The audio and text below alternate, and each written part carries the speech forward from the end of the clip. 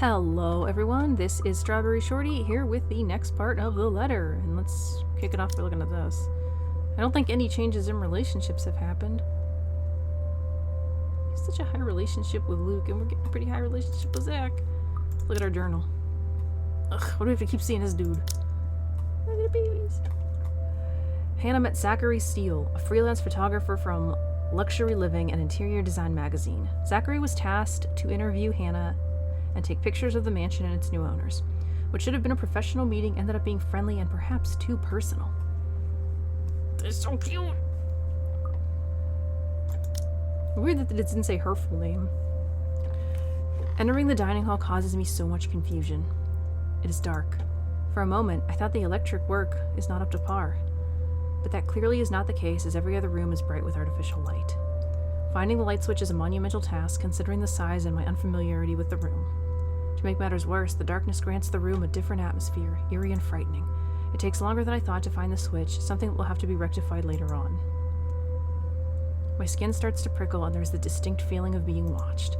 It unsettles me and only spurs me on in my search. And when I do open the lights, there is a hiss. I'll turn the lights down, woman! Oh boy. He's drunk.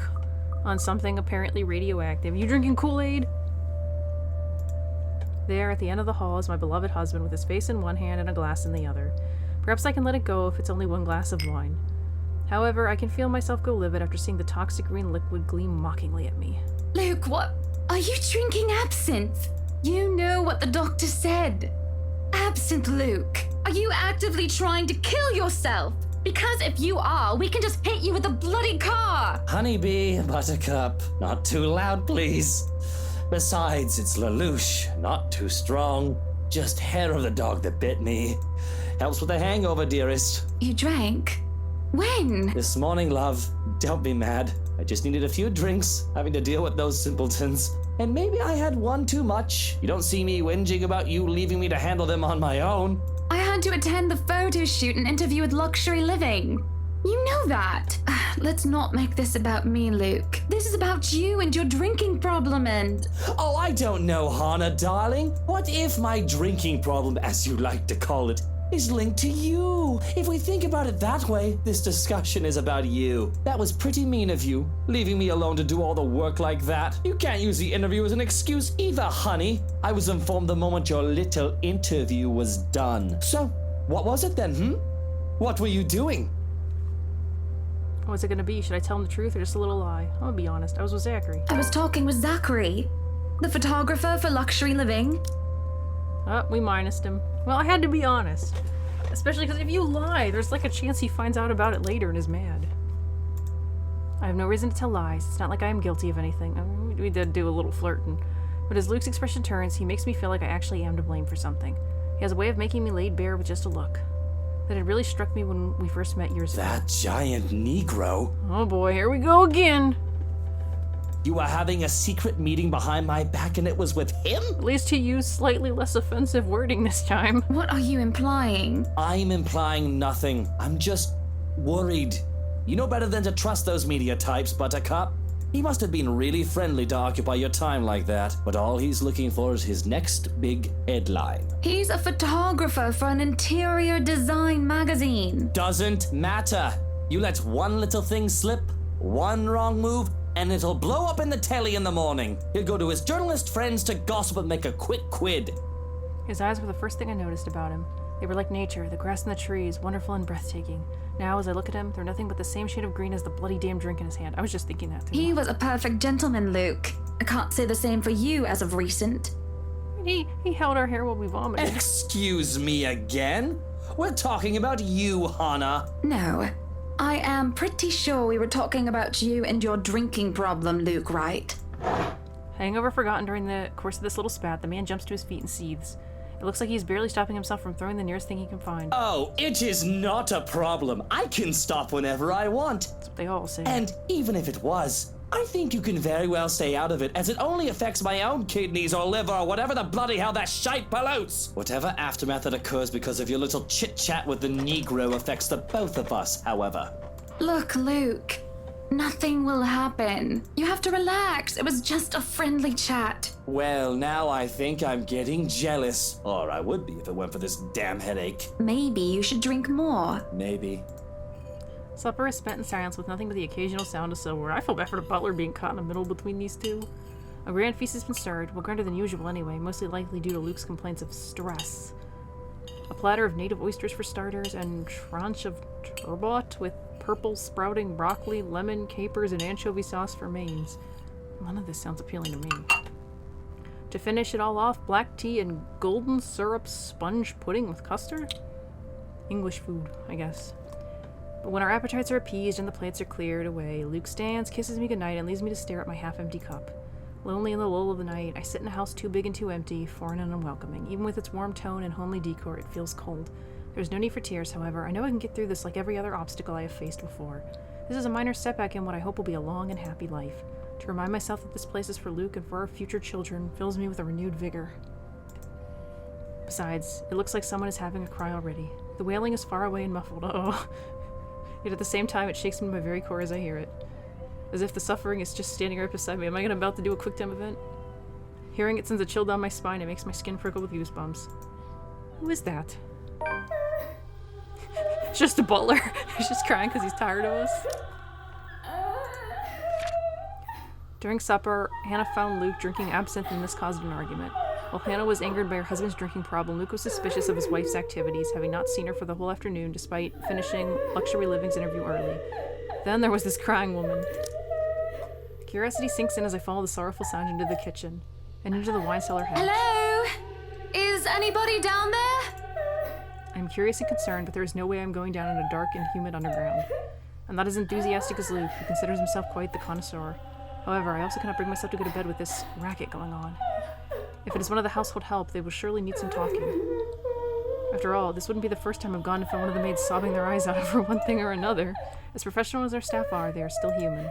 More often than not, it was either Johannes or I who'd calm them down, who'd help them figure out how to go on about things. Unfortunately, I'm not in high spirits right now, so I'm not as wholly benevolent. Jeez. I'm gonna save. This seems like a choice that could lead to my death. I feel like I would probably open the hatch. Let me make sure I saved. Okay. Like, I know this is a bad idea. It's probably an evil ghost, but like... I may not be going down, but there's no point in talking through closed doors. Or hatches in this case. The thing refuses to budge at first until there's a soft click and it easily swings free. As I lift up the hatch and look down into the cellar, a sense of uneasiness washes over me. You're whispering. It isn't just the sudden onset of vertigo and nausea, but also the darkness. It's suffocating, and as I look down, it feels as though if it's looking back at me. I worry that something will suddenly pull me into the deep. I can hear her whispering. Calling for me. She wants me. Needs me. She wants to drown me, pull me down, and suffocate me in her embrace until I sink to the bottom. A deep abyss awaits, inviting yet foreboding. She's calling to me from in there, isn't she? And I do want to help, I do, but the shadows threaten to creep out and a feeling of apprehension keeps me in place. Already, it paints the room in a darker light. Uh-oh. There is a lurching sensation, and the feeling that follows after is hard to explain. It feels like I'm watching myself from the sidelines, a spectator to my actions or lack thereof. I will myself to snap out of this attached feeling, to move, to do anything except stare at myself, and for a moment I see the look of fear on my own face. I'm back in my body, but the hook in my stomach is no longer the only one. There are hooks everywhere, tearing and pulling at my skin, flesh, and bones. They pull me in every direction, and it hurts. It hurts so much, but I just can't bring myself to scream out. Help me! What am I doing? Oh, we're supposed to press something?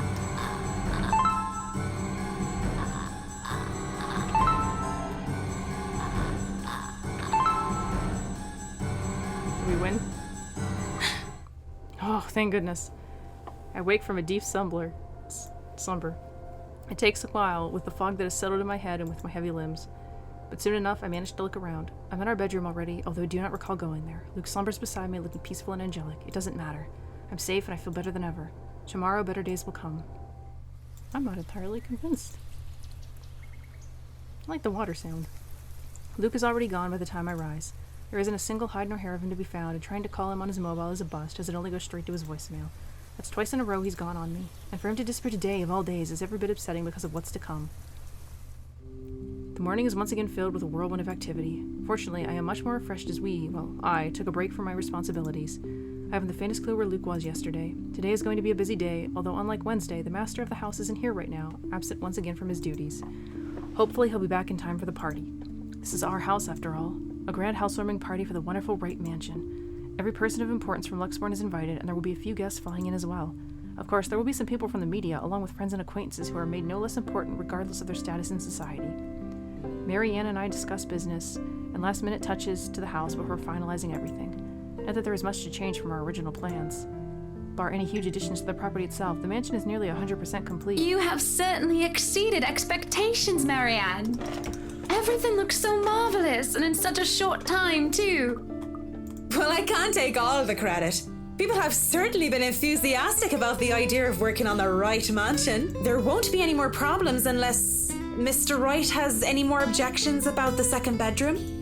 Luke and I had a small tiff about making the second bedroom into a child's playroom, which I insisted is completely practical. In the end, he had acquiesced. I didn't give him any choice in the matter. I even bought this wonderful wooden crib from the antique store yesterday, including some toys. Just in case anyone brings their baby, of course. Besides, we have little need for actual guest rooms. We hardly have guests to spend the night. If we absolutely have to, we often choose to foot the bill for their visit on one of our hotels instead, always at Luke's own insistence.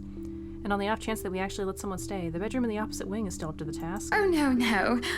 We proceed with that room as planned. I'm getting my baby. I already agreed to him having his greenhouse and his vineyard and his stables. He may as well let me have this one thing. No, I did not agree to him having a helipad. All right, then. Well, do we have any other concerns? Anything we need to put on our agenda before the party commences? No, I don't think so. Not unless Luke has anything else to say. Is he around then? It'd be best if we can note down his request right away, considering the scope of his usual ones. Around? No. Where is he? Who knows where? I don't think he's dead, is he? No, he's not around. She didn't have to point out the obvious now, did she? After 7 long years, I'd already gotten used to him. I should be by now. Still not, apparently. But don't you have a party? I want nothing more than to complain, to whinge about how unfair this is. However, airing out one's dirty laundry is simply taboo among us as high society. To do so will make you a ripe target for the next dinner party chit-chat. Vultures, a lot of them, really. Or most of them, at least. There are always good ones, like Rochelle Lee. But put your trust in the wrong person and you'll find yourself eagerly picked apart. Yes. But Luke's just being a sweetie, you see. That friend he's visiting. He's having marital problems and he's just trying to cheer him up.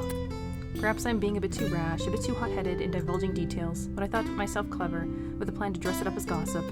Marianne's raised eyebrow made me unsure whether she's interested or not. Although that does make things better if she has no interest and therefore has no hidden intent to utilize whatever I might say to her. They've been married for a long time and they've hit a... How do they say it? His wife has a drinking problem and can be very neglectful. The poor thing really does his best to be a good husband. They've been married for a long time and they've hit a... How do they say it? A rough patch. But it's never enough for her. Sometimes I think it's the years. Maybe it's been so long that they've lost that romantic spark. What do you think? What do I think of the matter, ma'am? No, what do you think of my hair? It feels so lifeless and dull today, and that's no good for a party. And I think I'm breaking out into zits. Now that you mention it, there is something different. There better not be something on my face. I wouldn't worry about that. You do look a little paler than usual, ma'am. I apologise if I'm crossing any lines here, but have you been resting properly? Huh. You'd think I get a bit tanned with how sunny it's been lately. Don't you worry. I feel right as rain and never better. But back to the matter at hand. You were asking for my personal opinion on the matter, ma'am? Do you want me to be honest, or... Be honest. Be honest with me, Marianne. I don't need someone to sugarcoat it. Yay! We may like her more than our husband. We're gonna hook up with the real estate lady. Well, she's not the real estate lady, she's the designer. I'm not some fragile thing that I'm just going to break down at the slightest thing. She hesitates, taking a sip of her coffee while I stare into my own cup of tea. The silence stretches on, and I almost believe that she will never answer my question. I suppose that I shouldn't blame her for putting her in a tight spot like this.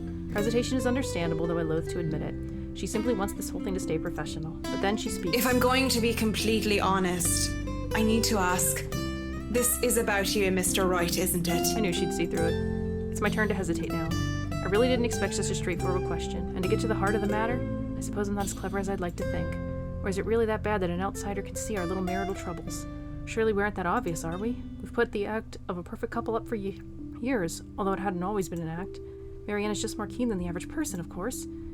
It is a necessity to her career, and she's been working so closely with us. Yes, that's Suppose it is. What would you tell me? Then, I tell you it's none of my business. I tell you that I don't want to meddle, but if the troubled husband with the neglectful wife asked me for my honest opinion, I'd say that he shouldn't base his happiness and his self-worth on someone else. Someone who won't even give him the time of the day. Maybe he should try being independent for a while. See what it's like when he isn't trying to please someone else and doing things for himself. Everyone's supposed to be their own man or woman, right? A bit of breathing room never hurt anyone. That's just my 2 pence worth, of course. So you're saying they should divorce? Nothing as drastic as that. If they're afraid that it might lead to just that, then maybe that is what's meant to happen in the first place. We shouldn't let our fear control our lives. I like her. She seems like a good woman. But it's just a short hiatus is all. Or, couples therapy? Look, I'm really not the best person to ask about relationships. So grain of salt and all that. She trails off, having said her piece, and leaves nothing but the smell of coffee and Earl Grey between us. There was a calm despite the nature of what has just been discussed. To say that her words made me start to think is an understatement. To say that I'm not considering her advice is a lie. And to say that this might just be the calm before the storm is a possibility. Others have had shorter marriages, yes, but plenty have celebrated long and happy ones as well. My own parents celebrated their choral anniversary before they passed away. But 7 years? 7 years isn't a whole lot in the grand scheme of things. It isn't a whole lot of time to see what and where a relationship can bring us. At the same time, 7 years. Well, it hasn't been entirely made up of unhappy years, has it? It won't last forever. It's not supposed to, anyway. I just dread the thought that it might last for a very long time. I dread the thought that these small spats, these little disagreements, will turn into an all-out resentment. The idea that we will grow to hate each other with every fiber of our being scares me. I can't even pinpoint the exact moment when our blissful union turns sour.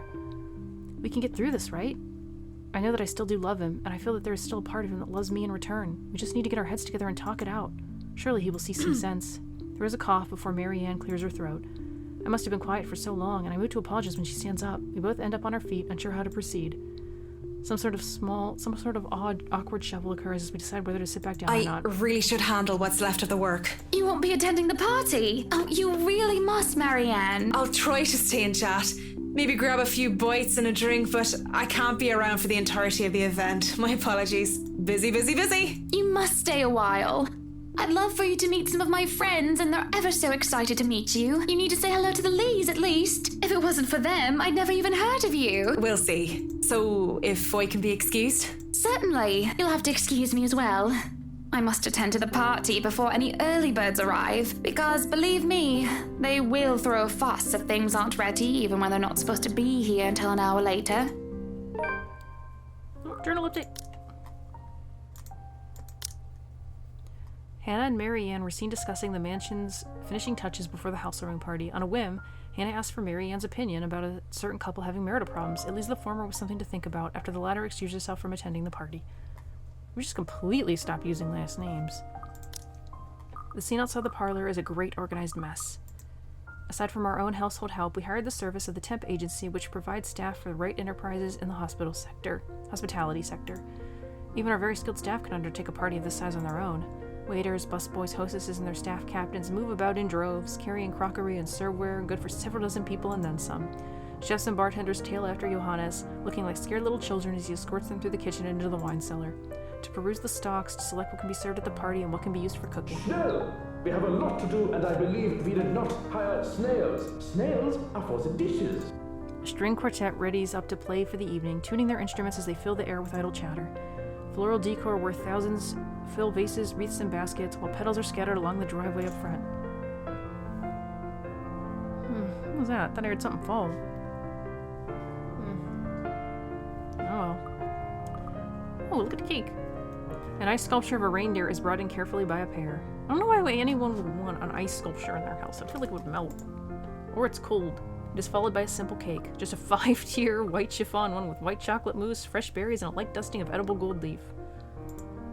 But despite the fact that I told Marianne how I will attend to all of this, I find myself unable to focus or care for any of it. I still have our discussion running in my mind, and looking at all of this, I only see Luke everywhere.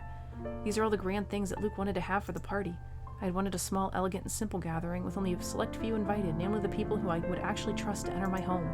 I did not want any bloody politicians or paparazzi in here, no matter how used I am to catering them. At least be here for your party. Damn it, Luke. The entire thing screamed Luke Wright, and I cannot but add another question to my growing list of queries. When did I lose myself? It's always about him nowadays, isn't it? What about Hannah Wright? What about Hannah Evans? I used to be my own woman who made her own name, her own career, and her own decisions. Sure, I was already the social butterfly that I still am today, but it wasn't all empty, shallow gossip and sitting pretty. I was also lauded for my knowledge and talent. Finance manager wasn't just handed to me just because my father owned the company. I had insisted that I start at the bottom so I could work my way to the top and prove myself. And I did. I worked numbers, managed budgets, money and accounts, analyzing the competition and marketing trends. There was the calculation of financial risk, cost reduction opportunities, auditor liaison, and public relations, supervision of the staff, and, well, I generally had a huge slew of responsibilities. Admittedly, I was already quite the attention seeker even back then, having dedicated most of my youth craving my parents' approval. Failing that, I turned to others, looked for praise from anyone who willing to give it, however fleeting it was. And Luke, oh Luke, the way he looked at me, the way he watched me and took a genuine interest. He had me disgustingly obsessed since day one, hadn't he? He saw me for me, Hannah Evans, with both my faults and my achievements. The man didn't treat me like some damsel in distress or some prize to be won. I remember the nights before we were married where we talked about everything and anything, from big things like business, society, and philosophy to little things, such as what we had for breakfast or whether we like cats or dogs more. We both prefer dogs. Nowadays, I'm just Luke Wright's wife. It's mostly my fault, isn't it? They told me that husbands preferred wives who are docile and subordinate. A woman who will always be there for him, yet would never outshine him in all aspects except beauty. A wife needs to be at home and attend to his needs, to have children to take care of them in his absence. They said I have no business working anymore after I was married. I can blame society, but I listened. Before I can fall farther into this introspective pit of self-loathing, someone calls for The my guests have attention. arrived, madam. And Luke? Running a bit late, I'm afraid. Late for his own party. That man, I swear. He's probably looking to make a dramatic entrance, knowing him. He'll show up on a helicopter that he can't park. Open the doors, then. We mustn't tarry. Cars line up the driveway, peppering the front of the mansion with vehicles of every kind. Grand tours, supercars, even the odd high-end muscle car or two. Convertibles, grand saloons, and other luxury cars can be seen being parked by valets. A handful of cabs drive off, possibly for those who thought it's too troublesome to bring their own cars. There are at least 2 different media vans as well. They're all here for what may be considered the biggest event of the year for Luxborn. So far. Who knows what we'll plan for the winter holidays. Welcome everyone. Please, make yourselves at home. Some of the guests idle, enjoying the warm, if not strange sunshine we are experiencing before gloomy skies inevitably return. They greet acquaintances and friends with warm smiles, others less so. From where I stand, I can see the hierarchy of power and the ties that bind these individuals here, whether through convenience or necessity. However, there are also a few who are not here to further cement their current place in high society. Hey, Ash! Such as that young man with his oriental air, ignorant of the looks he receives from women and men alike. Be careful with Shirley, alright? Or that rose-haired woman talking on her phone while she looks unsure of why she is here exactly. Yes, I'm at the party already, Mom. Yes, I'll say hi to her if I can. I see Zachary, the photographer, as well. He talks to a few of the other media crew with an air of familiarity. I was just here a few days ago, yeah. And the inside is huge, but the staff are pretty helpful if you get lost. I'm gonna pause this for a second because I need to get a drink. I've been recording all day. Okay, and we're back. Ugh. And then there are people like Chief Inspector Priest. People who I can never be too sure around. Or about. People who stand on the border between being suspicious and being trustworthy. I don't think he's trustworthy. Thank you at for all. the invite, Anna. Husband still missing, I see. I should be saying the same of your darling Rochelle, Lee. The doctors again. She told me she'll just be in the gardens. Bet she's lying and that she's somewhere around mingling, gossiping with the other ladies. It's no offense, but that seems to be all you ladies do at these parties. And aren't you gossiping right now? Yes, well, what about Luke? Should we file a missing persons report now, or do you want to wait 24 hours? He's around. You know, I can tell if someone's bluffing. Don't tell me, let me guess. He's finally drunken himself to death and not wanting a scandal. You've hidden his body. Your voice makes me deeply uncomfortable. I was wanting to give this housewarming gift to him personally, too. It's a plate that holds a wine glass so he can stop killing himself with liquid lunches. Looks like it's too late for that. Nothing like that. Besides, this is a hardly polite conversation. Oh, relax. I'm just trying to be cheeky to lighten the mood. It's not like I want Luke dead. The man doesn't serve dodgy plonk like the others when I visit, and he pays his respects well enough. I could use a glass of wine or 3, actually. Michelle's been in a horrid mood. Threw her stilettos at me the other day and almost took an eye out. Not sure if this is how it usually goes, but I blame the pregnancy. I wouldn't know, would I? Still no plans for a baby? Well, I guess that's for the best. If it's this bad now, I can't even imagine how bad it'll be when that little baby bump becomes huge.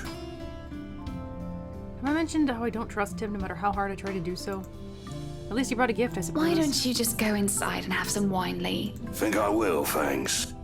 Greetings such as these carry on as the guests continue to trickle in. Whether we have short conversations or merely shake hands and nod heads, I make sure to attend and welcome each of them. As the first hour passes by, the rest of the stragglers and I adjourn to the ballroom. Any latecomers will have the attention of the porter instead. I have other duties to attend to now. None of these people have faces! Hosting parties is always the same old song and dance, no matter how big or small it is.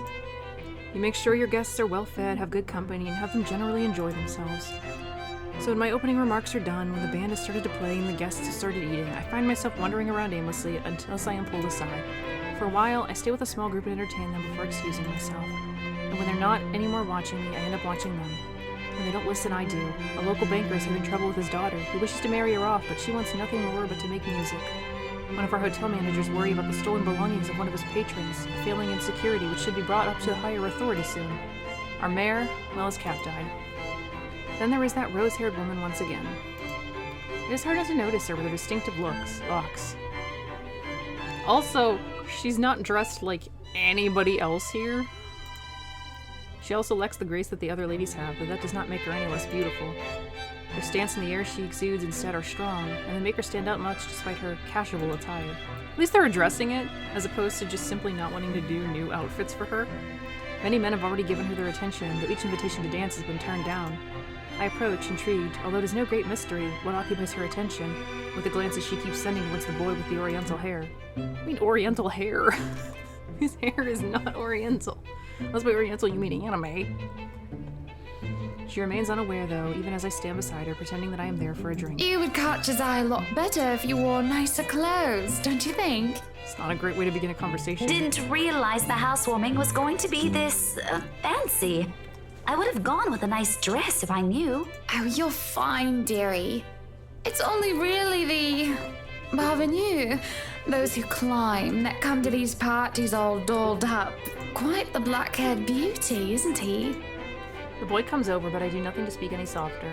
He merely passes by, and it is a wonder he doesn't hear what I say. Who, Ash? You know, you really shouldn't have turned down those offers. If I wasn't married, I'd happily go dancing with those young men. But you said a name.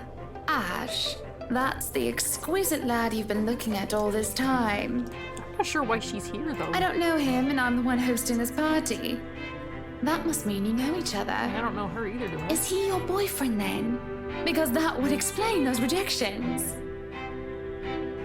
Look at her face. In all my life, I've never seen a face go red so fast. The shade of her hair did not help as well. This is the most pink I've seen on a person, really. What? No, that's ridiculous. He isn't my boyfriend. Such a violent reaction. A simple no would have sufficed. Many here would be happy to hear it. And I haven't been looking at him. That's right. You've been staring. Quite heatedly, in fact. See, someone's bringing it up. Although I'm not sure if you look like you want to kiss him or kill him. It's more the latter, currently. Just don't go murdering him on my property. I don't want to walk into a room and suddenly find a body there. I waver as I feel the burning of someone's stares. It is chilling, and though I am used to enduring the gazes of others, this one makes the hairs on the back of my neck stand up. Is someone gonna die? I hope it's the officer. Oh, that's creepy. My attention is pulled from the girl, and I see a woman staring. Dark-haired and dirty, she looks more like a beggar than a guest, and I have half the mind to call security at her when her mouth breaks out into a grin. All I hear is her laughing, taunting. Her stare makes my blood run cold. She looks at me like I am nothing but a pig to slaughter for her amusement. It makes my hand shake, and I nearly drop my drink. But then, in a blink, she's gone, and the buzz of the fray I'll returns. keep that in mind, but... Are you alright? Yes, sorry. I just thought I saw something strange. It must be the trick of the light. Anyway, on a right, as you must already know. Rebecca Gales. Gales. The name is familiar. like a fond memory. Oh, we know each other? I recall a kind lady, a private tutor who treated me like her own daughter when I was young. She'd even bring me food when there was no need to do so. Usually stovies, which I honestly hadn't been too keen about, though I ate them nonetheless because she brought them for me. What's a stovie? Oh, the professor! And your little Becky! My parents couldn't make it since they're in Scotland right now. And Mom says hi, by the way. But yeah, that's me. Little Becky. We met once before. Show us a flashback. Put it in the journal. I want to see them as kids. Yes, oh, I remember you! You were the cutest little thing with glasses! I think they might have showed her around that age from the diary. And when we met, you were having boy troubles with this lad called something with an A. Actually, was Hannah in that too? She might have been. What was it again? Aaron, Alan, Adele, Albert, Alexander, Andrew? Ash. The more I list off names, the more red and more quiet Becky gets. She starts to look a bit miserable as her body language shows discomfort and stiffness. Perhaps I have triggered a horrid childhood memory. Surely I hadn't been mean when she visited with her mother. I don't quite remember all of it. Ashton! Ash! That man is that boy! The same one. Oh, goodness me, after all these years! I can see why, though. He's quite dashing. You don't really need to announce it to everyone within earshot, you know? Keep it down. I'm so sorry, but it really is cute. And a tad bit sad. This is a nice party, Miss Wright. Please, Hannah's fine. We're friends of a sort, aren't we? We must be friends, seeing as I know about your little infatuation, Becky. We all know about it. Don't you worry, dearie. You'll have your happy ending yet. Don't say that when you don't know it. I'm not too concerned about that, am I? That's not what I'm looking for. Oh? And what makes you think that? Doesn't everybody want their happy ending? The idea of happy endings sounds like they're just for fairy tales. And they are, sorta. I don't think you can just sit around, trapped in some tower and hope for the best. If you love them, you have to fight for it, right? You're not just going to sit there and hope that everything will just fix itself on its own. Like everything, you have to work at it. How relevant to my current situation. But what do I know? There was a grimace, although she starts to relax around my presence. How long has it been since we met as children? Certainly a long time. She was tiny back then, if I recall correctly. I'm sure the daughter of the two greatest professors I've ever known is smart enough to know what she's talking about. But have you told him how you feel? And it's been what? 20 years? 17, actually. But no, not yet. He can be a bit dense. I was hoping that maybe he'd notice on his own and... Oh, I understand that feeling. Well, that won't do. What if you two become husband and wife? He's not to be dense when he's sworn himself to another person. Why, you might just as well consider leaving before the day's even begun. If that happens, I'll have to give him a good ear bashing, won't I? Whoever anyone ends up with. It's not going to be a perfect relationship anyway. There's going to be things you'll love and things you'll hate about the other person. We're just humans. It's funny. Here I am, trying to give you advice when you did the very same thing back then. I remember you giving me a makeover when we were still kids. And you were the first I told anyone about my... crush. I do remember, now that she mentions it. Did I give her that yellow summer dress with the pink blouse and petticoat? She must have kept some of what I said in mind. It feels ridiculous remembering all that years later, talking about boys and how they go crazy for pretty girls, as if it's some gospel every woman should adhere to. It was so easy to say such things then, with me not knowing any better. Though, looking at her now, she must have kept some of what I said in mind. Perhaps I did say something good at that time, enough for her to take it to heart. But all that didn't matter in the moment as I mull over what she's just said in my head. What Becky told me is very different from what Mary Ann told me. There is no time to ponder over that, however, as a hush descends upon the once lively crowd. The music of strings and chatter slows to a grinding halt as the doors from the foyer opens. The last of the latecomers should have arrived moments ago. And anyone else this late would simply be too embarrassed to show their face. Well, tell me Luke is drunk. So this can only be one person, or rather, one man. There's only one man who is audacious enough to arrive at his own Good party evening, late. ladies and gents. Enjoying the party. He has a wine glass. I hope I'm not too late in welcoming you all to the Wright Mansion. Unlike I, who was raised in the spotlight and simply grew used to its presence, he sought it out every chance he could, even when there was no spotlight that shone. And I'll never put it against him when he smiles like that. He did so quite brilliantly under the scrutiny when he channels his showmanship. You can tell by the way people's eyes light up as he speaks, how they listen, enraptured, even if all he's doing is a simple greeting. A little wave of his hands here, a little smile there, and a bit of swagger.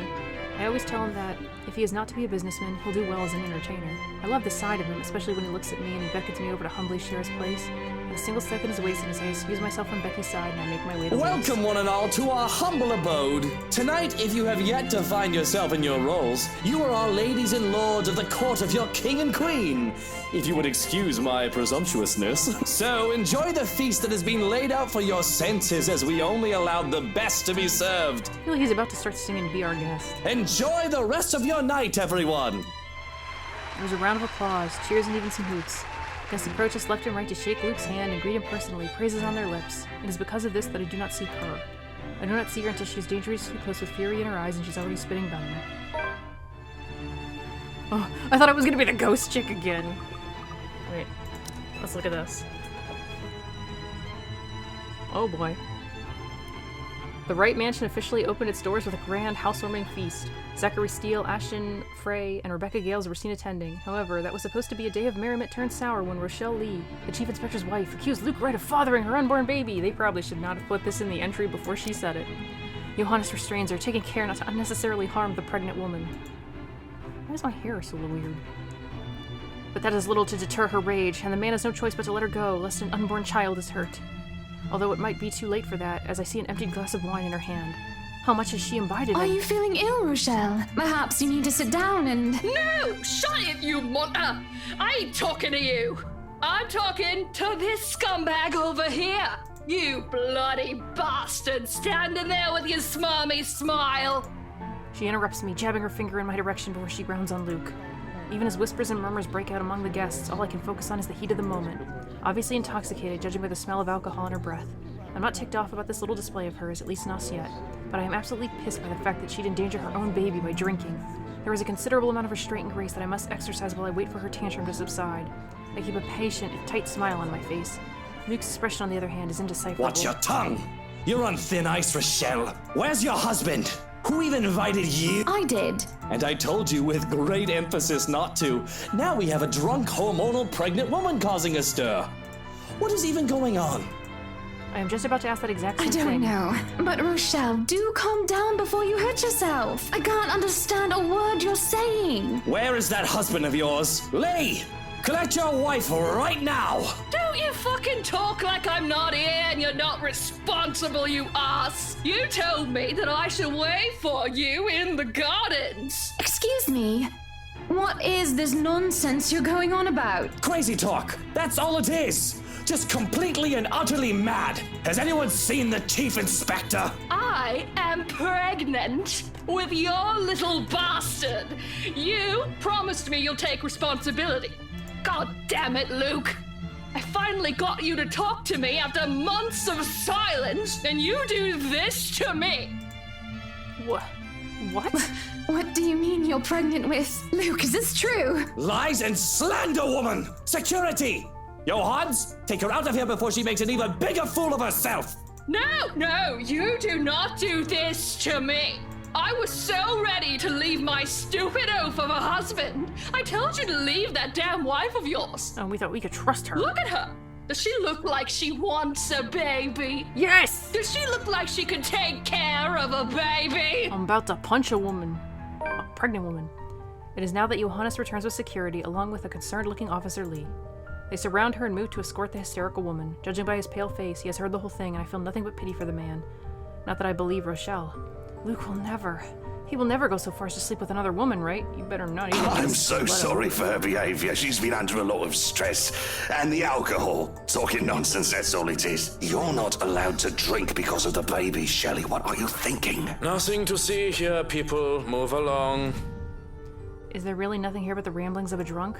Of course they're nothing but the ramblings of a drunk. She's just jealous. Jealous of this wonderful marriage, this happily ever after that I have with my prince. Take that trollop out of here immediately and see to it that she isn't allowed here or anywhere we hold any authority in Luxbourne. That seems a bit much. To be banned from anything with the right name on it is basically social suicide. We practically own half of Luxbourne, and there isn't a single establishment of repute that isn't under our patronage one way or another. You can't ban her from society, lady. This is mercy. I can do much worse to her. At least this way she can just move out of the city and never ever return. I have stayed my hand in the face of her grievous fault, her bold-faced lies when she deserves so much more. I can take away her business, have her factory shut down. It is too easy to ruin her life until she is nothing. Jeez, Hana, and it is all so tempting. I can only see red. The tension is thick in the air, and the silence that embraces the room is nearly deafening. There are worried and almost fearful glances from some of the guests, yet at the same time I can still hear them whispering. But as long as they hold their tongues and don't interfere, none of those matter to me. Especially when my darling looks at me with a different shine in his eyes. It almost seems as if he's proud of what I have done, and that spurs me on more than anything. Everyone, please go back to enjoying the party. This is such an awkward situation. Don't let that mess of a woman ruin your night. You heard her! Strike up the band, maestro, and let us dance like fireflies in the night! It takes a bit for the crowd to stir again in the face of all that, but like most problems of the elite, it is brushed under the rug and forgotten in favor of merriment. He offers his hand to me with a small smirk and a Well, bow. that was a mess, wasn't it? And you handled it magnificently. We're gonna have words later, Luke. It happens. We are very important people, are we not? Milady, would you like to dance? With pleasure, my prince. No one is going to get between me and my darling husband. Not Rochelle or any other rich, snooty scrubber. Not some common whore or an ambitious maid. No one is going to get near him in that manner, not while I'm around. And if I have anything to say about it, no one is going to get near him at all. He's about to be murdered. Oh, journal. We probably shouldn't read this, leave what happened last time. In the aftermath of Rochelle's accusations, an enraged Hannah banned her former friend from setting foot in any of their properties. Despite what happened, the commotion was brushed off and the party continued. Luke and Hannah were seen dancing sweetly together all night. The day after proved to be a difficult task. My darling prince is a man of many connections, a man of the people. He is always talking to one person or another, and I am always left alone, unable to stay at his side at all times. It is frustrating, but I have to be understanding. Besides, I don't see why he can't just stay at home. The least I can do is make sure I have his time while he's here, which in and of itself isn't as easy as it sounds. Not with that bloody valet of his tailing him around. Jans! Where's my tie? I can't find it anywhere. Have you looked around your neck? It should be there if it's not on your clothes horse, sir. This is not Johanna's fault. It isn't often that I'm awake this early, at least early enough to find my darling preparing for the day with his valet attending to him.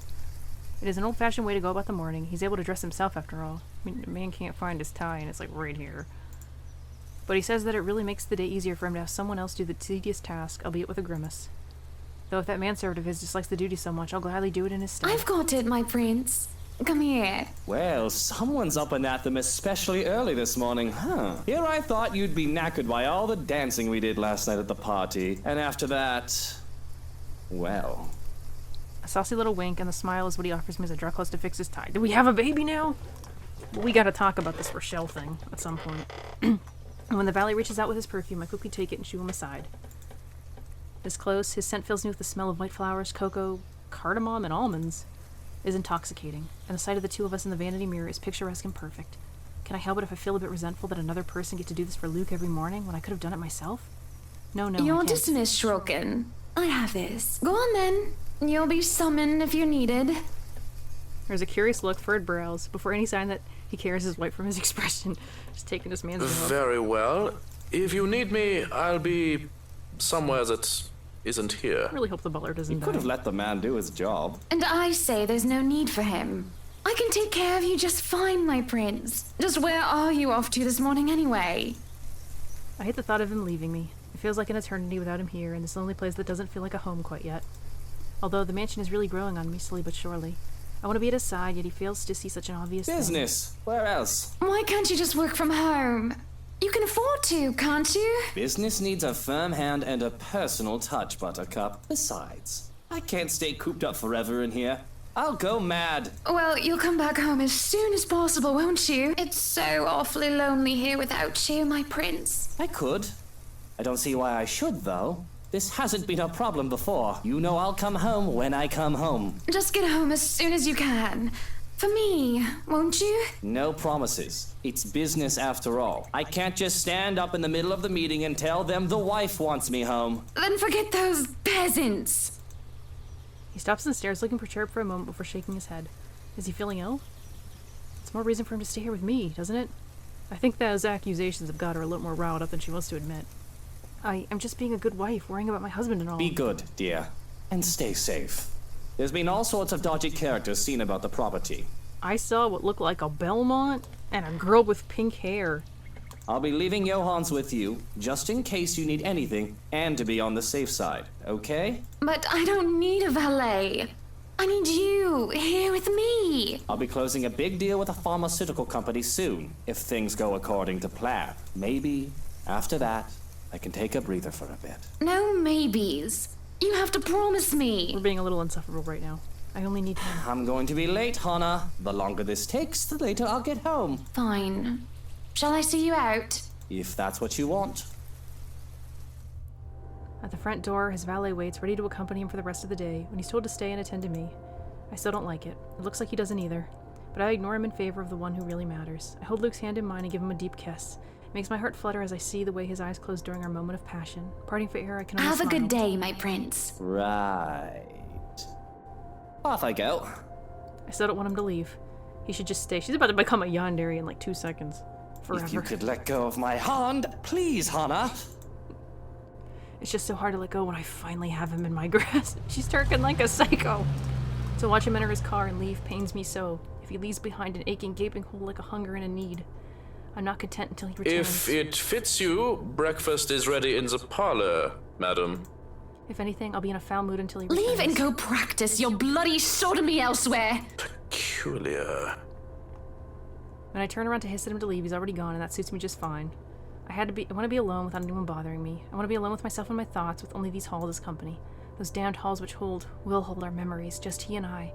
There's no one else I need but my prince. Not some cheeky servant who's just living it up because he's Luke's right-hand man. Rubbish like him deserved nothing.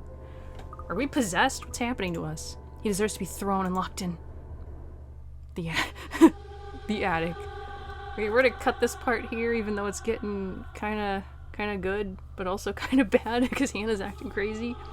I hope you all enjoyed this part. Thank you so much for watching. Please leave a comment and see you next time. Bye.